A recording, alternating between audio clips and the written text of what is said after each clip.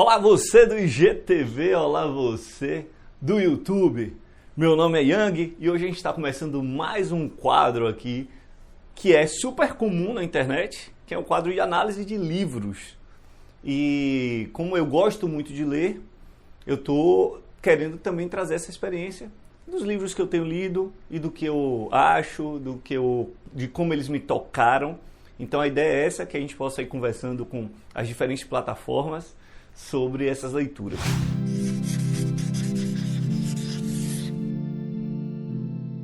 Então o primeiro livro que eu vou trazer hoje aqui é esse livro que eu li recentemente, chamado Em Busca de Sentido, de Viktor Frankl. Tem esse L no final bonitinho aí, porque é um Frank com L no final, aí no português a gente fala Frank, aí bota um L assim meio mudo para ver no que acontece. Então, qual é a ideia desse livro, Em Busca de Sentido? Frankl já era um psiquiatra quando ele foi preso no campo de concentração nazista. Primeiro ele foi para Auschwitz, que não sei se assim se fala também, mas vamos lá. Mas depois ele foi para mais outros 3 campos de concentração e venceu desde campos grandes, como Auschwitz, como campos menores. Então ele teve essa experiência em diversos campos de concentração, ficou alguns anos lá e traz essa experiência nesse livro com um relato muito interessante, simples, direto e com a visão, porque quando ele foi preso ele já era um psiquiatra, então com a visão da psicologia e da psiquiatria em relação ao campo de concentração. Então ele tem uma visão muito clara em relação à mente humana, como funciona e funcionou nesse processo. Então é um livro extraordinário, é composto de basicamente 2 partes.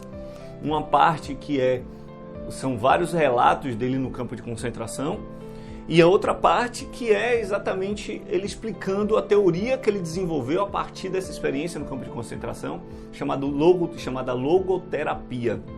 Então a logoterapia, que virou uma corrente de psicoterapia, ela é uma corrente desenvolvida por Frankl a partir dessa experiência do campo de concentração, e ele explica alguns fundamentos aqui na logoterapia que basicamente faz com que o ser humano revista a sua vida de sentido para, a partir dessa nova forma de encarar a vida com sentido, entender o sentido da vida, faz com que a pessoa tenha uma vida mais plena e com menos problemas psicológicos e psiquiátricos. Então eu quero trazer aqui alguns elementos que Frankl traz que eu achei extraordinário. Ele fala de coisas extraordinárias, por exemplo, como humor no campo de concentração. A gente nunca acha que num ambiente desse, tão sombrio, tão denso, tão desumano, tem espaço para o humor. Mas ele fala um negócio extraordinário, que ele fala assim, exatamente por conta disso é que tem espaço para o humor. Porque exatamente por ser um ambiente tão denso, tão duro, tão pesado para as pessoas, é que tem espaço para o humor. Porque o humor se faz necessário também para dar uma aliviada nas tensões. Ele fala do teatro dentro do campo de concentração, fala de música dentro do campo de concentração, coisas que os prisioneiros, apesar de um extenuado trabalho, de ter que lidar de forma muito, muito desumana com os guardas, ele tinha essa necessidade, porque isso Frankl traz também, né, como uma necessidade humana, a arte como uma necessidade humana, apesar de viver num ambiente totalmente desumano, havia isso. Então agora vamos para o nosso trechos do livro. Eu vou trazer alguns trechos do livro aqui que eu achei super importantes para vocês terem noção, um spoiler desse livro extraordinário que todos deveriam ler. Vamos aos nossos trechos. Olha que legal. Trechos maravilhosos desse livro maravilhoso. Primeiro trecho que eu trago é um trecho do momento que ele fala a fuga para dentro de si. Pessoas sensíveis, olha que legal essa análise dele da psicologia da pessoa que entra no campo de concentração. Ele fala assim, pessoas sensíveis originalmente habituadas a uma vida intelectual e culturalmente ativa, dependendo das circunstâncias e a despeito da sua delicada sensibilidade emocional, experimentarão a difícil situação externa no campo de concentração de forma, sem dúvida, dolorosa. Essa, não obstante, terá para elas efeitos menos destrutivos em sua existência espiritual, pois justamente para essas pessoas permanece aberta a possibilidade de se retirar daquele ambiente terrível para se refugiar num domínio de liberdade espiritual e riqueza interior. Ou seja, a riqueza interior cultivada na sua vida comum fazia com que você tivesse uma postura diferenciada e uma resistência maior no campo de concentração. E aí, em relação ao humor que eu citei mais cedo, ele fala assim: dificilmente haverá algo na existência humana tão apto como o humor para criar distância da realidade e permitir que a pessoa se coloque acima da situação, mesmo que somente por alguns segundos.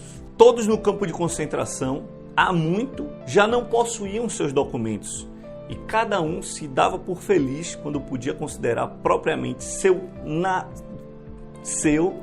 nada mais que este organismo ainda respirar, apesar de tudo.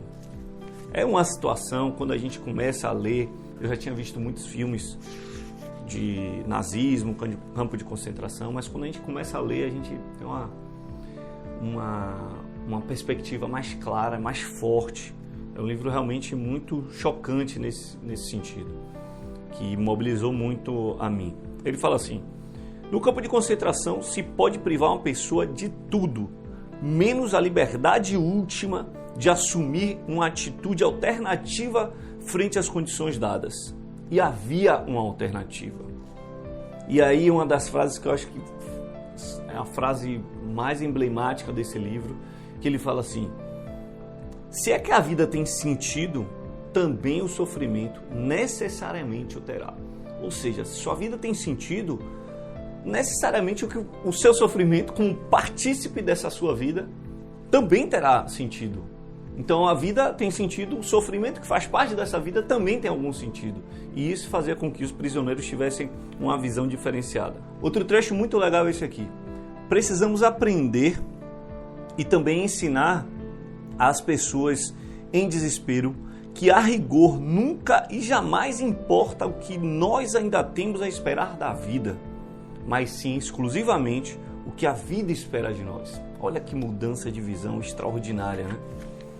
Em última análise, viver não significa outra coisa senão arcar com a responsabilidade de responder adequadamente às perguntas da vida. E para a gente fechar os dois últimos trechos, ele fala assim, em relação o bandido e o mocinho, ele fala que não tinha muito isso. Ele fala assim: os prisioneiros não são... Desculpe, ele fala de uma frase genérica, fala assim: os prisioneiros são anjos e os guardas são demônios. Ele fala, pelo contrário, contrariando o que de modo geral é sugerido pela vida no campo de concentração, ser guarda ao supervisor e ter uma atitude humana para com os prisioneiros sempre será, de certa forma, um mérito pessoal e moral. Em contrapartida, é particularmente deplorável a baixeza do prisioneiro que inflige um mal a seus próprios companheiros de dor. Olha que negócio profundo. O que é então o ser humano? É o ser que sempre decide o que ele é. É o ser que inventou as câmaras de gás, mas também é aquele que entrou nas câmaras de gás ereto com oração nos lábios. Gente, extraordinário esse livro. Procurem, comprem, leiam, se emocionem, aprendam e reflitam com esse fantástico livro Em Busca de Sentido, do senhor Viktor Frankl. Um abraço, até a próxima, espero que tenham gostado.